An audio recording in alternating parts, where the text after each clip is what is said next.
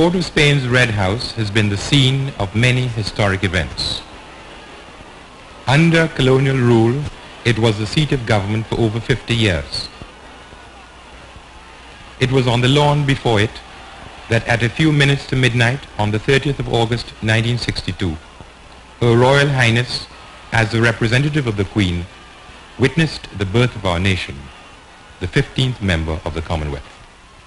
Representatives from over 50 nations were present when the Union Jack was lowered, marking the end of alien rule.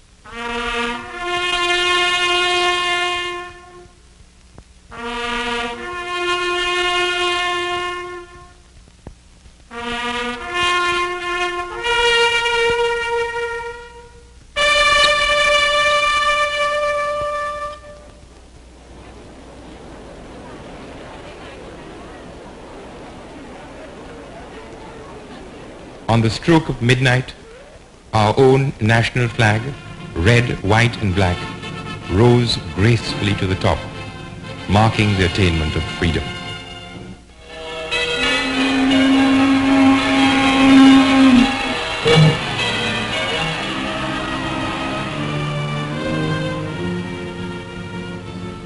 Heads of religious bodies offered prayers to God to guide the new nation faithfully in the paths of democracy and peace.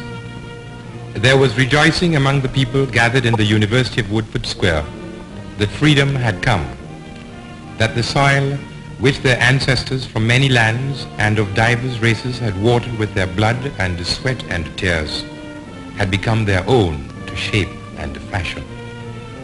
The rejoicing was marked by dignified restraint in keeping with the call to discipline by the Prime Minister, who in 6 brief years had led his people from colonialism to nationhood.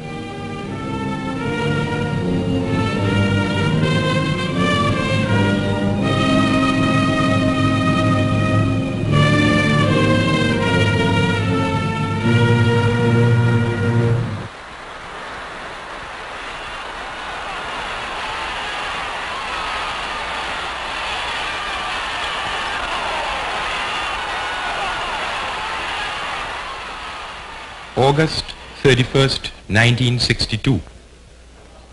And here in the Red House, all are gathered to witness the official ceremony marking the inauguration of the first Parliament for independent Trinidad and Tobago. Her Royal Highness delivers the throne speech, then reads a personal message from Her Majesty the Queen. I have it in command from Her Majesty the Queen to read the following message to her Parliament and people of Trinidad and Tobago. I am very pleased that my aunt, the Princess Royal, is acting as my personal representative at the celebrations to commemorate the independence of your country. I know that she has greatly looked forward to paying a return visit to Trinidad and Tobago and to being with you on this important occasion in your history. It is with every good wish for the future that I extend a warm welcome to Trinidad and Tobago as a new member of the Commonwealth family of nations. I do not doubt that your country, which has already shown how people of many varied origins and traditions may live harmoniously together, will, in spite of its small area, play a full part in promoting cooperation and mutual understanding in the world. I pray that God may bless and keep Trinidad and Tobago in all the years that lie ahead. Signed, Elizabeth Barr.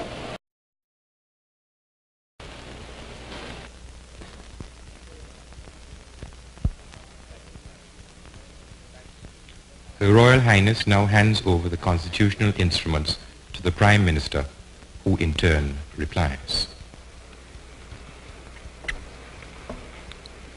May it please your Royal Highness, it is with a feeling of deep pride, pleasure and satisfaction as Prime Minister of the newly independent state of Trinidad and Tobago that I offer you for transmission to Her Majesty the Queen the profound thanks and appreciation of the government, Parliament and people of this country for Her Majesty's gracious message. We have looked forward with considerable pleasure to our entry into the Commonwealth family. Now that this goal has been achieved, I ask you to convey to Her Majesty an expression of our unfailing loyalty and devotion to her throne and person. We have been inspired by her good wishes, and we pledge ourselves to fulfill the promise expected of us, not only by Her Majesty, but by all the nations of the world, to show how our small community, with its people drawn from many lands, of diverse racial origins, and subscribing to a variety of religious beliefs, can, in harmonious cooperation, make its contribution to the sum total of world peace, world progress, and world happiness.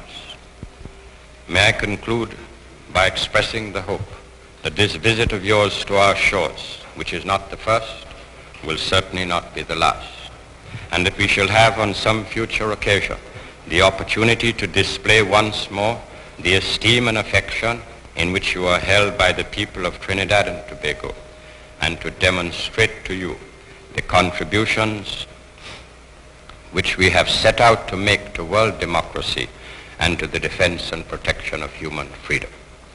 The leader of the opposition, Dr. Capildale, now speaks. May it please your Royal Highness to accept our sincerest thanks from this side of the House for the signal honor you have so graciously bestowed upon us by being present among us on this unforgettable occasion.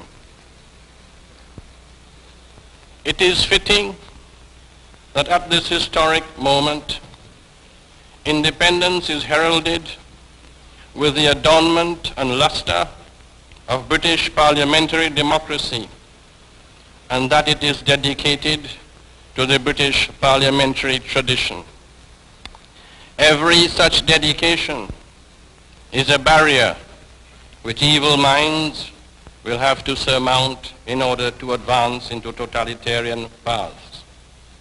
Nevertheless, we enter the future with high hopes and with unbounded confidence in ourselves, we and the other side of the House. The ceremony is ended. Parliament is inaugurated, and independent Trinidad and Tobago has become the 15th member of the Commonwealth of Nations. What now are our responsibilities? The first responsibility that devolves upon you is the protection and promotion of your democracy. Democracy means more, much more, than the right to vote, and one vote for every man and every woman of the prescribed age. Democracy means recognition of the rights of others. Democracy means the equality of all in the eyes of the law. Democracy means equality of opportunity for all in education, in the public service, and in private employment. I repeat, and in private employment. Democracy means responsibility of the government to its citizens, the protection of the citizens from the exercise of arbitrary power and the violation of human freedom and individual rights. Democracy means freedom of worship for all and the subordination of the rights of any one race to the overriding right of the human race. Democracy means freedom of expression and assembly and organization. All that is democracy. All that is our democracy, to which I call upon all citizens to dedicate themselves on this our Independence Day. This is what I meant when I gave the nation as its slogan for all time: discipline, production, tolerance. Our national flag belongs to all citizens. Our national coat of arms with our national birds inscribed therein is the sacred trust of all our citizens. So it is today. Please, I urge you, let it always be so. Let us always be able to say with the psalmist, behold how good and how pleasant it is for brethren to dwell together in unity. Discipline, production, tolerance. These are our goals. Discipline both personal and collective. Greater production at all levels. Tolerance of the other's point of view or religion or social custom